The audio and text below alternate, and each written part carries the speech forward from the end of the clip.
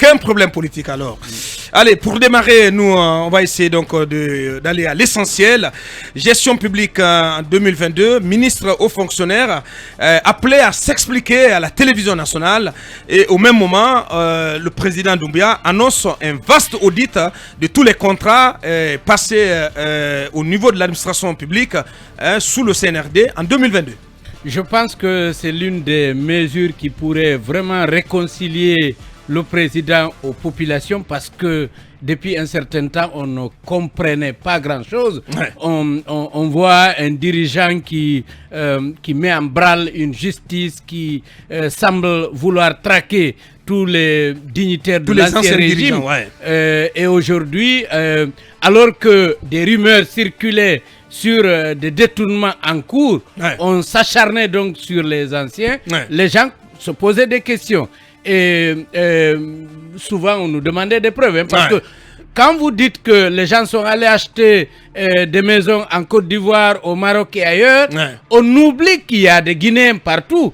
Et souvent, ceux qui viennent acquérir des maisons passent par des notaires, passent par des personnes qui peuvent être en contact avec d'autres Guinéens. Et c'est souvent comme ça que les rumeurs commencent.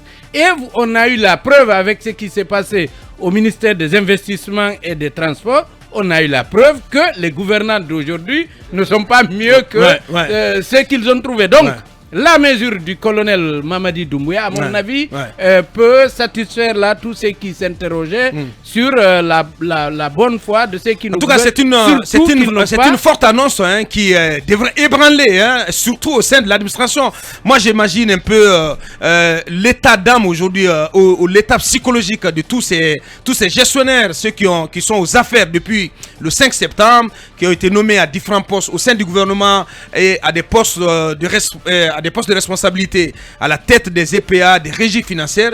J'imagine, cher Omo Bagna, quel pourrait être aujourd'hui leur état psychologique. Parce que c'est dont il va s'agir, c'est de dépenser, plutôt de justifier chaque dépense au cas par cas. Oui, effectivement. Ce ne sera pas un exercice facile. Il faut saluer la mesure. L'annonce. L'annonce, pourvu qu'elle ne se limite pas à l'annonce. Parce que de par le passé, on a entendu pas mal de mesures annoncées par les autorités, mais qui derrière, il n'y a pas d'effet. Quant à l'état psychologique des dirigeants actuels, je pense que ceux qui ont eu quand même à poser des actes salutaires n'ont pas de souci à se faire. C'est tout à fait normal. On ne peut pas venir enclencher la vaste machine judiciaire contre des hauts cadres qu'on accuse de corruption et que soi-même on s'exempte de cette mesure.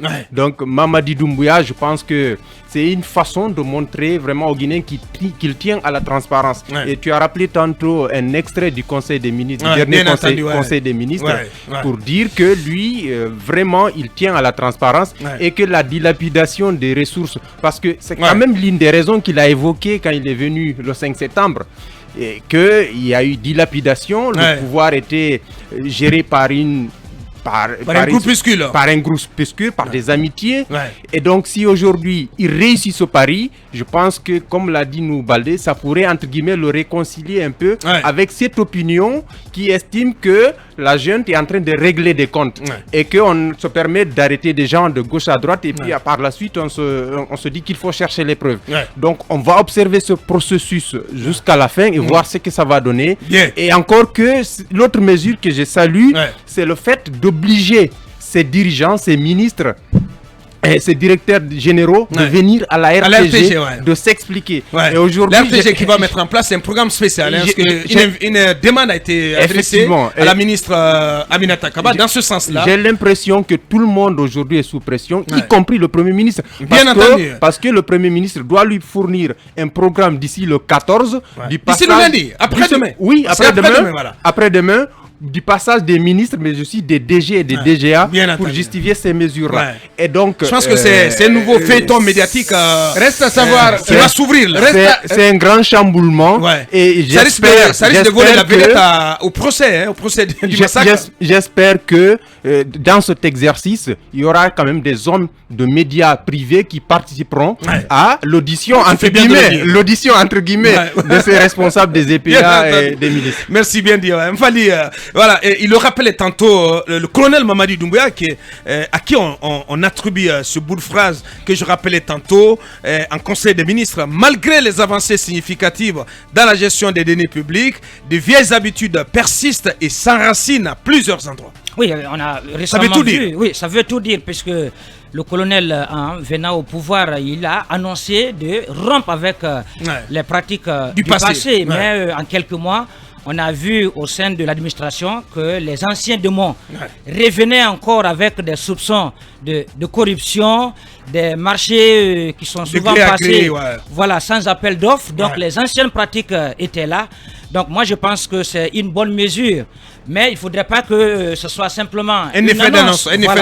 Donc il faut aller au bout, puisque aujourd'hui, au sein de l'opinion, je pense qu'il y avait assez de critiques parce que l'opération de moralisation qui a été enclenchée par le colonel, qui a été saluée, mais dressée seulement sur les anciens dignitaires. Effectivement. Donc les gens prenaient avec des pincettes la crédibilité et voir vraiment ce que ça pouvait donner.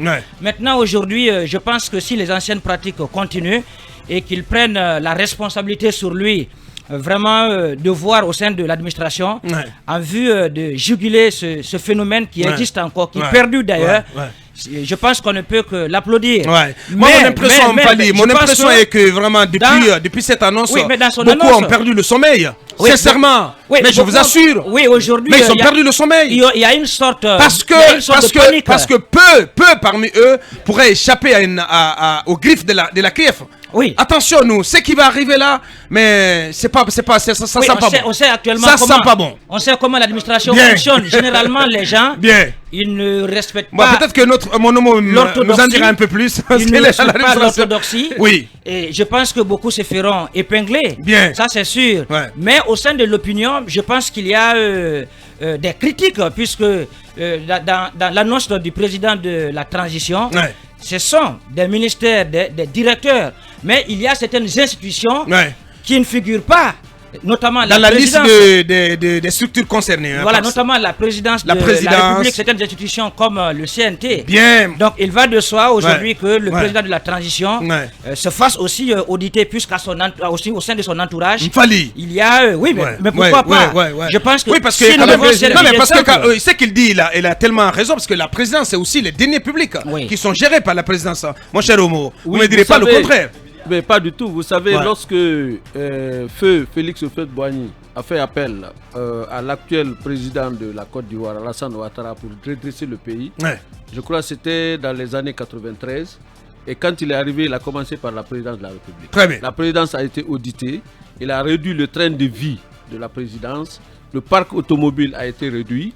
Et la présidence a fait face à sa gestion. C'est après que Alassane a fait face à l'administration publique. Et je crois que la question que vous posez à son pesant d'or a tout son sens. Il ne doit pas y avoir d'exception. On doit auditer tout le monde, vous savez, gérer, y compris toutes les institutions qui sont en fonction, qui sont en plein exercice. Rendre des comptes. Pas que le CNT, aussi d'autres institutions, toutes les institutions de la République. En fait, tous ceux qui disposent de budget de l'État. Je te vois venir. Allez-y. Et le colonel a bien averti, ceux qui sont bien introduits le savent, il a dit qu'il n'attendra pas à la fin de la transition pour auditer. Donc, la transition doit faire sa propre... Donc ce n'est pas une surprise. Ce n'est pas une surprise, tout le monde a été informé. Et sauf que moi j'ai l'impression, mon cher Homo, sans te couper, qu'il a laissé endormir tout le monde. Il les a laissés faire. Je suis sûr que beaucoup pensaient que le président était devenu mou comme un chiffre. Il les laissé faire. Et finalement, pour ma part, ça devait une très mauvaise surprise qui leur tombe dessus là. Mais c'est une tautologie de dire que le chef de l'État est la personne la mieux informée de la République. Et donc, je crois qu'il attendait le moment opportun pour lancer l'affaire. Et je crois que c'est bienvenu. Homo, tous ceux qui gèrent une portion de l'État doivent rendre compte. Et quand vous avez l'argent, vous savez... Quand vous avez un budget, ça s'appelle rendre compte. Donc, c'est tout à fait normal. Et je crois qu'on doit élargir la mesure à toutes les institutions. Pour que y compris la présidence. la transparence dans la République. Je ne crois honnêtement pas que ça puisse aboutir. Je suis presque certain. Comment ça? Je suis presque certain. Comment ça nous? Je pense que le colonel veut peut-être opérer un changement et peut utiliser cela pour justifier que tel saute en faveur de notre. Mais dire que ils vont assainir, honnêtement, je ne crois pas. Je vous explique. Non, moi je pense qu'il faut lui faire confiance. Il faut lui faire confiance. Prenez un fonctionnaire hiérarchie A, qui touche, selon ce qu'on m'a dit, 2 500 000 francs guinéens et qui a la possibilité de trouver des moyens quelque part. Vous pensez quoi? Il a des enfants qui sont à l'école. Il a une famille qui tombe malade. Il a des charges. Et vous savez que il y a beaucoup de hauts responsables qui ont la gestion des milliards, mais qui ne sont pas conséquemment bien payés. Ouais. Et vous savez qu'en gérant cette manne-là, si vous avez vu les gens se partager des petits marchés, c'est parce qu'ils savent que c'est avec cela qu'ils peuvent résoudre leurs propres problèmes. Donc, on ne peut pas, alors qu'on n'a pas rehaussé les salaires, qu'on n'a pas rehaussé les primes et tout ce qui permettrait aux gestionnaires là de se sentir à l'aise avec ce qu'ils gagnent, honnêtement, légalement, moi je suis presque certain que tous peuvent être coupables de prévarication des deniers publics. Tous pourraient couler. Et donc, puisqu'ils ne vont pas les laisser tous couler, ils risquent de stopper la mesure. Sinon, effectivement, tous ces responsables-là, rares, sortiront leur épingle du jeu. Très rare. Vous avez suivi parce que vous avez parlé d'institutions. Vous avez suivi ce qui s'est passé au niveau de la haute autorité de la communication. Non, c'est pas une critique, c'est une explication. Mais c'est l'ancienne gestion, ça relève de l'ancienne gestion. Oui, je parle de ça. Bien. Quand Yacine a été épinglé sur ce détournement, il vous a dit que non, on a pris tel montant pour faire ci, on a pris tel autre montant pour faire ça, alors que légalement, c'était pas prévu. Vous comprenez? Non, et vous regardez ces EPA là, vous sentez tous ceux qui font des dons, qui entretiennent des quartiers, je vous dis, ils ne peuvent pas s'en sortir. Ce n'est pas possible. Oui, mais au moment, je voudrais quand même rebondir par rapport à Yacine. Vous savez que c'est pas un détournement, les comptes étaient gelés.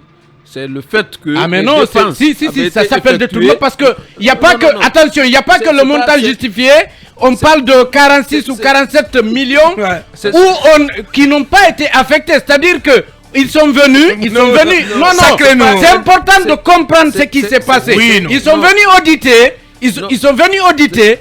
On leur a demandé de justifier des montants. Et il y a un trou. Il y a un montant qu'ils n'ont pas pu du tout justifier. On n'a trouvé nulle part où l'affecter. Alors qu'on sait, il y a de ces gens qui vous disent qu'ils ont acheté un produit à 1000 francs alors qu'ils se vendent à 500.